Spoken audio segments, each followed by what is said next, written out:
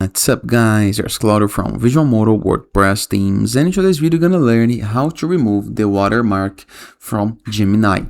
As you can notice, if you go to Gemini, I went to Gemini, asked it to create a cartoon version of my picture, and as you can see, there is a big watermark right here. The watermark is more to the center of the image and is bigger than it used to be. How to remove it into a simple, fast, effective, online and free method is what I'm gonna learn to this video.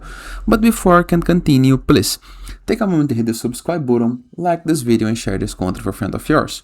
So go to Gemini, create your image and click on the image, review the upper right corner of your screen and click into download to download the image, okay? After, as you can see, there is this watermark that is on your downloaded file as well.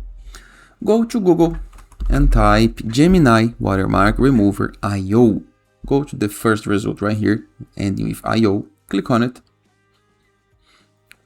Then start with photos or drag the picture. Here is my photo. Click on select it and open it.